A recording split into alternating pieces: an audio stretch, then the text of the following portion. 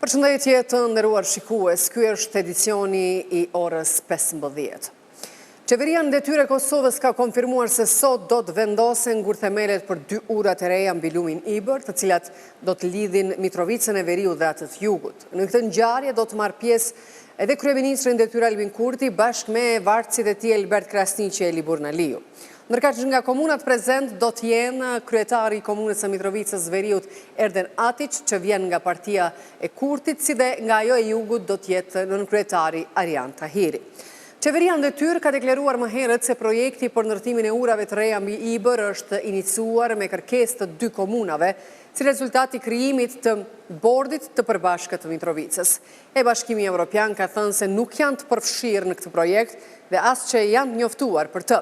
Sipas BE-s, çdo vendim për ndërtimin e infrastrukturës mbi lumin Ibër duhet merret me kujdes dhe në mënyrë gjithëpërfshirëse, duke I përfshirë plotësisht të gjitha komunitetet që preken nga kjo çështje. Ndërsa në orët e paraditës, përfaqësuesit e institucioneve të sigurisë vunë ngurthemelin e stacionit të ri policor në Zubin Potok. Ministri I Brendshëm në detyrë Xhelal Sfeqla theksoi se ky stacion do të ofrojë kushte pune për pjesëtarët e policisë Kosovës dhe siguri më të madhe për të gjithë qytetarët pa dallim.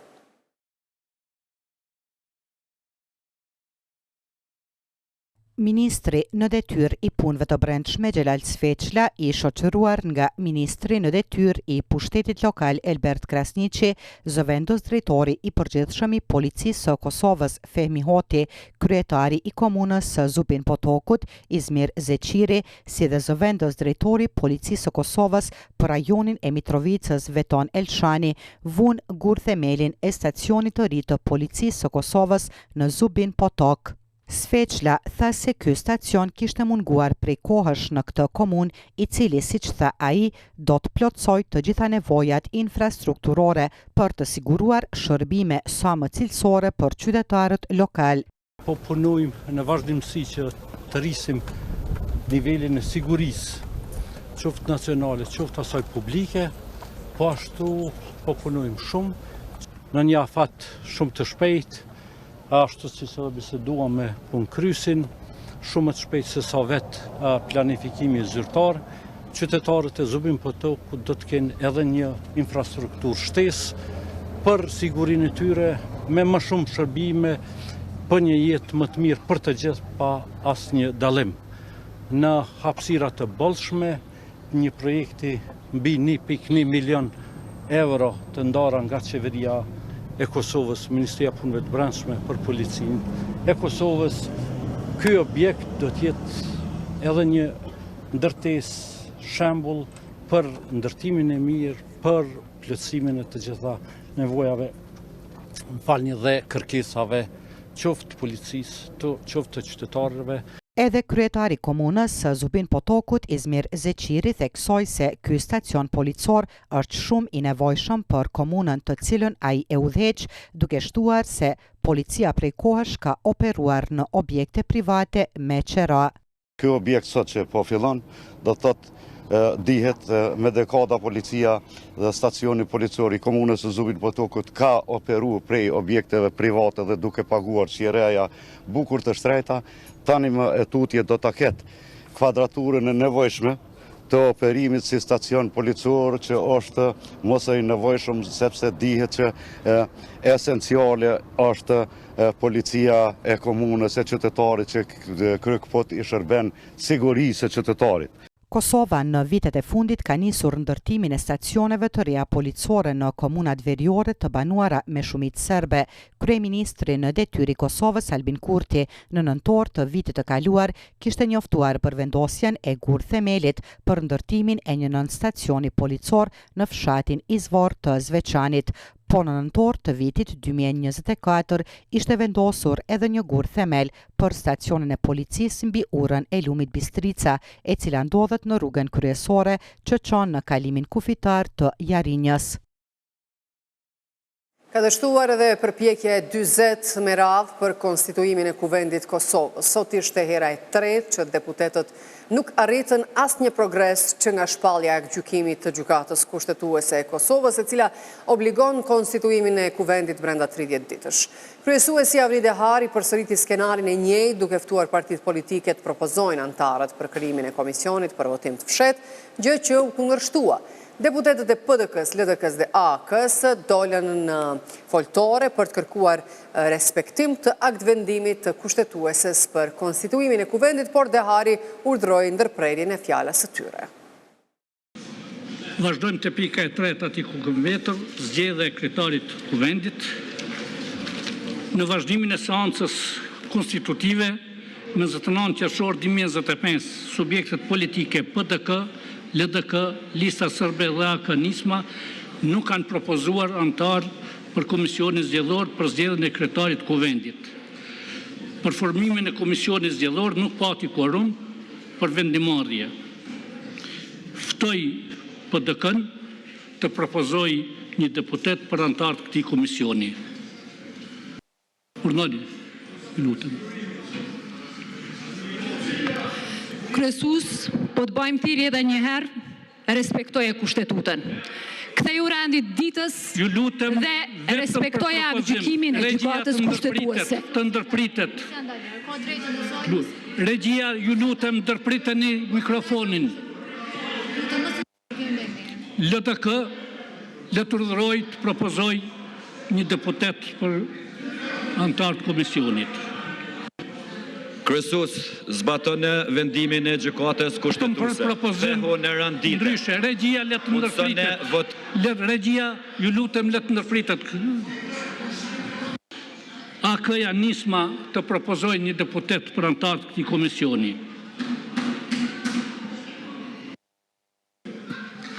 Ne si Aleancë kem ndryshu qëndrim, na vjen keq. Ju lutem vetëm për propozim. Për ndryshe, regjia e kemi një për komision. Mikrofonin. Vetëm propozim, kur gjë tjetër. Zot. Dhe na kemi një emër për komision. Dhe për komision e propozojmë deputetin Albin Kurti. Lus deputetët me ngritje dore të deklarohen për komisionin zgjedhor për zgjedhjen e kryetarit të Kuvendit. Kush është për?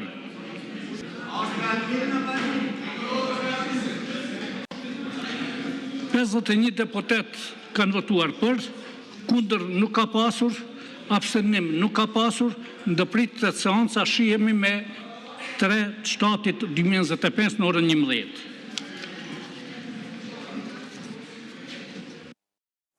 Para fillimit të seancës, kandidatja e lëvizjes vetëvendosje për kryeparlamentare Albulena Haxhiu tha për Radio Televizionin 21 se gjykimi i gjykatës kushtetuese nuk ka vlerësuar që komisioni për votim të fshehtë përbën shkelje kushtetuese.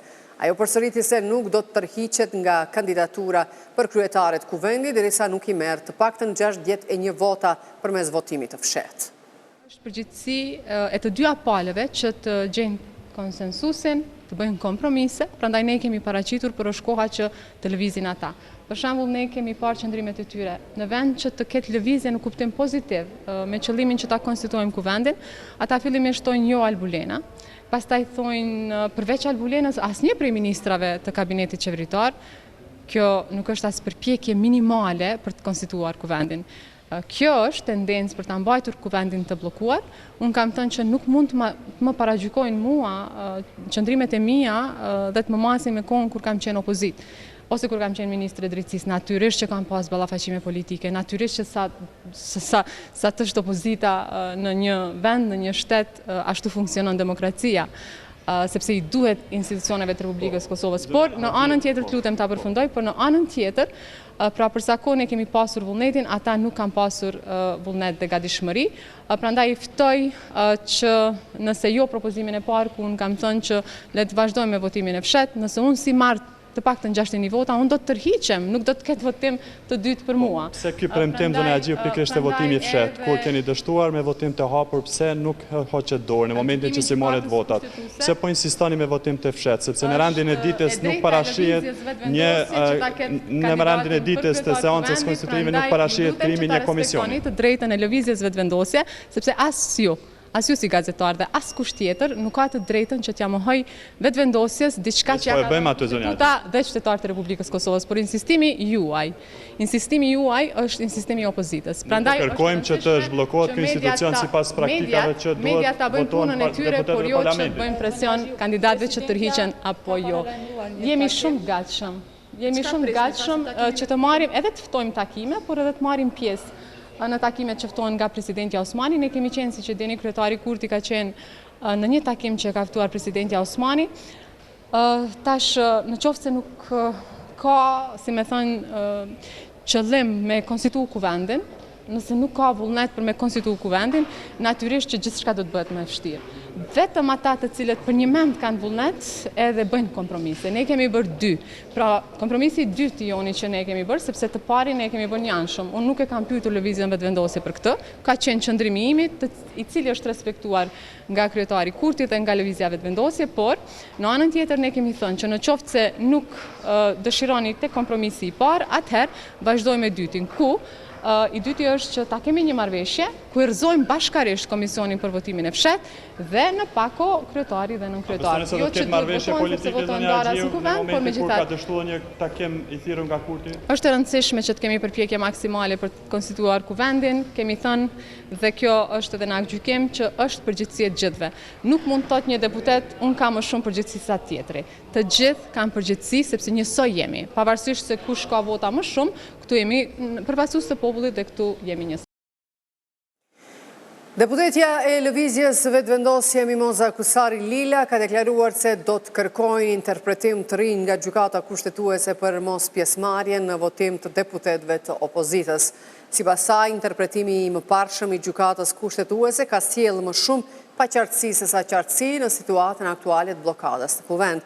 Kusari Lila theksoi se votimi në kuvend është obligim dhe mungesa e pjesëmarrjes nga opozita përbën shkelje që duhet adresuar.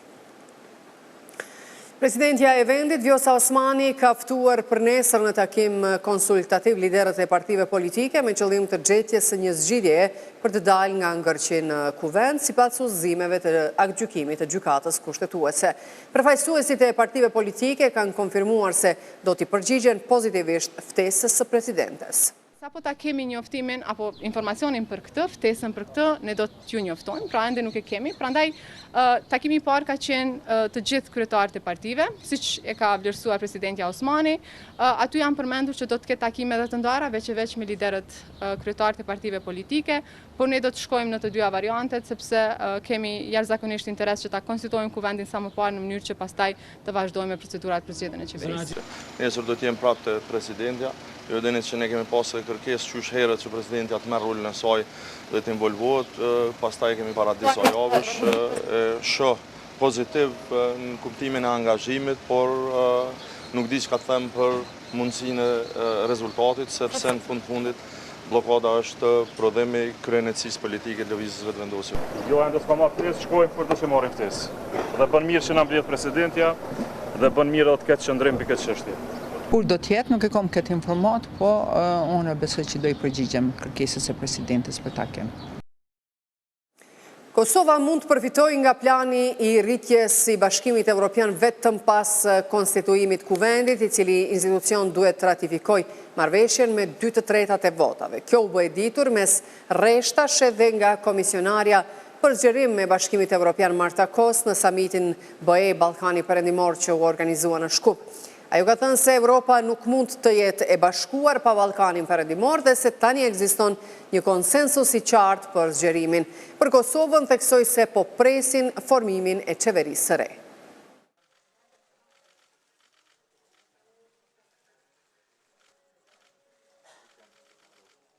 Në kuadër të samitit dyditor të liderëve BE Ballkani Perëndimor, komisionarja për zgjerim e BE-s Marta Kos tha se ekziston një konsensus i qartë për zgjerimin, gjë që nuk ka qenë e njëjtë në të kaluarën. Sipas saj, dritarja e mundësisë nuk do të jetë e hapur përgjithmonë. Sa i përket rrugës integruese të Kosovës në BE, Kos tha se po presim formimin e qeverisë së re. Nëse punojmë si duhet në procesin e zgjerimit, mund të bashkojmë Europën dhe Europa nuk mund të bashkohet pa Ballkanin Perëndimor. Ka konsensus për zgjerim tani. Nuk ishte kështu në të kaluarën, por e kemi rastin që patjetër duhet ta shfrytëzoni. Kjo nuk do zgjas përgjithmonë dhe shoh zhvillim të dukshëm. Shqipëria i dashur kryeministër Edi Rama ka hapur 3 kapituj gjatë 6 muajve të fundit. Faleminderit që ndikuat në procesin e zgjerimit. Nëse vazhdojmë me këtë ritëm, do të mund të hapim të gjithë kapitujt këtë vit. Mali Zi mbylli një kapitull të premten e kaluar. Në Bosnjë Hercegovinë është miratuar agjenda e reformave. Dhe presim që të themelohet qeveria e re, zotri Kurti. Ju keni shpenzuar shumë energji në procesin e antarësimit. Tashmë po vazhdojmë në Serbi, shpresoj që do të mund të shkojmë më tej. Teksa ka folur për planin e rritjes për shtetet e Ballkanit Perëndimor, Kosova bëri të qartë liderëve të shteteve të Ballkanit Perëndimor se është përgjegjësia e tyre zbatimi i reformave në mënyrë që popujt të fitojnë nga plani i rritjes 6 miliardësh. Plani i zhvillimit është në duart e juaja, nuk ka përzierje nga dinamika politike. Është vegël që do t'ju ndihmoj me reforma të rëndësishme dhe këto reforma janë të domosdoshme për t'ju përgatitur për antarësim. Çdo progres kërkon fuqi politike dhe këtë e kërkoj prej jush. Ne duam t'ju shpërblejmë për punën që deri më tani e keni bërë, por mund t'ju jap mjete kur t'i bëni apo të zbatoni reformat, andaj pres zhvillim të prekshëm për atakimin ton të radhës të liderëve. Do të bëjmë pagesën për rundin e parë të raportimit këtë muaj. Këto fonde janë 50% dhe do të shkojnë në kornizën negociuese për Ballkanin. Do t'ju ndihmojnë të ndërtoni rrugë hekurudha parqe dhe infrastrukturë digjitale. Ndërkaq në konferencë për media, Kos paralajmëroi vendet se nëse nuk i përmbushin kushtet për të fituar nga këto mjete, ato edhe mund t'i humbasin. Parat do t'jenë në dispozicion deri në fund të 2027-s dhe nëse shtetet nuk e përdorin këtë, ne do duhet t'i japim. Mua më duhet t'i jap këto para në buxhetin e përgjithshëm të BE-s. Mendoj se është mënyra më e mirë që shtetet të bëjnë reformat dhe ne t'japim parat te shtetet kandidate e jo të kthehen te buxheti i BE-s, dhe pse unë jam pjesë e BE-s dhe kujdesem për këtë buxhet. Por me të vërtet dua që deri në euron e fundit shpenzohet nga shtetet kandidate. Vendet e Ballkanit Perëndimor ndodhen në faza të ndryshme të procesit të antarësimit në BE, ndërsa plani i rritjes synon të përshpejtojë reformat dhe t'i përgatisë ato për antarësim. Nga fondi prej 6 miliard eurosh për Ballkanin Perëndimor, Kosovës janë premtuar rreth 900 milion euro, një pjesë në formë granti dhe një formë si kredi, por ajo ende nuk ka marrë parafinancimin prej 62 milion eurosh për shkak të mos konstituimit të kuvendit.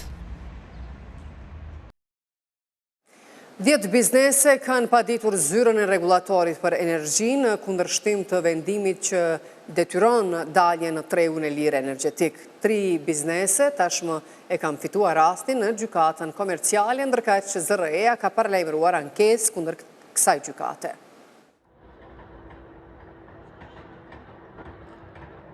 As pas 3 aktgjykimeve në favor të bizneseve nga gjykata komerciale, zyra rregullatorit për energji nuk do të pezulloj vendimin për daljen në tregun e lirë energjetik. Nga kjo zyrë thonë se do të ushtrojnë ankesë ndaj vendimeve ekzistuese për çka u ngritën edhe reagime. Nuk ka biznese A, B, C. Ka biznese. Me këtë fjali nis reagimi afaristit Ramiz Kelmendi, pronari njërës prej kompanive më të mëdha në vend. Ai e konsideron vendimin për daljen në tregun e lirë energjetik si të marrë në mënyrë tinzare dhe ka konfirmuar se tashmë ka adresuar padi në gjykatën komerciale ku pret që siç tha, drejtësia ta thot fjalën e vet. Nuk kemi nevojë ne që ta të shkojmë 5.000 ose 20.000 bizneset presin në gjykata me vite. Dhe nuk është në rregull, edhe pse gjykata kushtetuese, mua në gjykatën kushtetuese, vendimet e tilla janë vendime që vlejnë për të gjitha bizneset, jo vetëm për bizneset e cilat ndoshta kanë arritur në një farë forme ta pezullojnë ose ta ndalojnë ose ka qenë ndonjë interes Së reja duhet mu tërjek me më kuptue që bizneset nuk janë më sharaqit e Kosovës. Bizneset janë ata të cilët i prezentojnë dokumentacionet të ndryshme edhe i nxjerrin e pa të gjitha ato format korruptive që e bojnë energjinë elektrike të rritë 3 herë. Por ky nuk është rasti vetëm ku bizneset dërguan në gjykatë komerciale ankesat e tyre për këtë vendim. Sipas Dhomës së Tregtisë dhe Industrisë, këtë rrugtim deri më tash e kanë marrë 10 biznese, derisa drejtori Kushtrim Ahmeti paralajmëron edhe paditë të tjera. Derisa gjykata po e detyron zërrejën që një biznes që lidhen në mënyrë të dhunshme dhe të padrejtë e ka vendosur në treg të hapur me kthye në treg të rregulluar, tregon qartë që këtu ka pasur shkelje, siç kemi thënë nga fillimi, edhe shkeljet e njëjta tashmë do të them edhe vetë deklaratat nga zyrtarët e BE-s e kanë vërtetuar pa atë që kemi thënë nga fillimi që këtu ka pasur shkelje, ka pasur ngutje dhe ka shumë dyshime për çka dhe ne në fakt me thënë drejtën për fillimit kemi kërkuar edhe vetë ndërhyrjen e organeve të hetuesisë që nisin hetimet për këtë çështje. Nga zyra rregullatorit për energji thonë se janë duke përgatitur ankesat ndaj 3 vendimeve të deritanishme të gjykatës komerciale, të cilat kërkuan pezullimin e vendimit për bizneset paditëse. Por edhe nëse gjykata vendos sërish në favor të tyre, ZRE do të pezulloj vendimin vetëm për ato biznese dhe jo për të gjitha.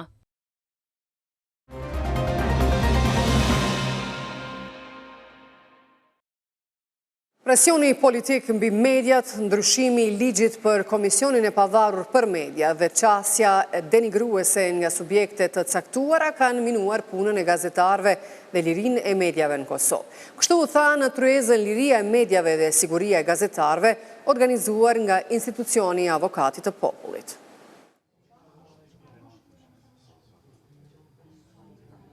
Avokati i Popullit Naim Qela i tha se qeveria raportin e reporterëve pa kufi e trajtoi në mënyrë jo racionale si tendencë për ta paraqitur Kosovën keq dhe duke adresuar fajet e gazetarëve që kanë raportuar te kjo organizatë. Qela i theksoi se duhet të ngritet alarmi dhe duhet me marrë masa që të mos cënohet themeli i demokracisë. Qeveria dhe sidomos pjesa e pushtetit në përgjithësi raportin e trajtuan si jo racional, si tendencë me paraqit keq Kosovën dhe me dëmtu imazhin e shtetit, duke i adresu fajin tek ata që kanë raportuar për këtë organizatë ose janë intervistu dhe në një farë mënyre duke minimizu e relativizu gjithçka që raporti pretendonte me shfaq. Kryetari i Asociacionit të Gazetarëve në Kosovë, Xhemal Rexha, tha se liria e medias në Kosovë vazhdon të sulmohet vazhdimisht nga pushteti dhe lëvizja vetëvendosje.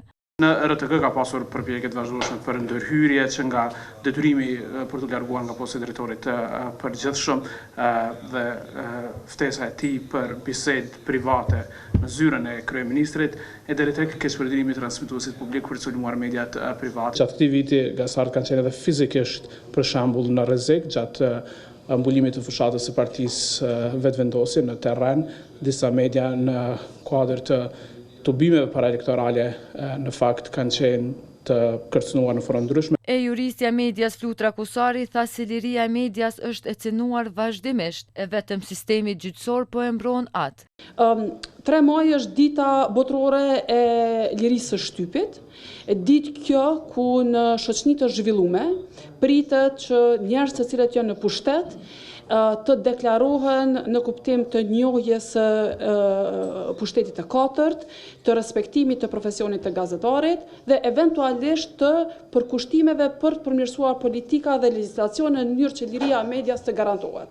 Na, prej që ka ardhur vetëvendosja në pushtet, e festojmë duke na sharë, fyer, sulmuar online dhe denigruar. Nëse shikoni raportet e AGK-s, te dokumentimi për çdo vit, në datën 2 ose 3 keni me pa një valë, sidomos të deputetëve të lëvizjes vetëvendosje, ku ata aktivizohen që këto 2 ditë mu siguru që me i festu, kushtimisht po them, duke e denigru komunitetin. Të pranishëm në këtë ryes diskutimi ishin edhe gazetar e redaktorët e mediave të ndryshme në vend.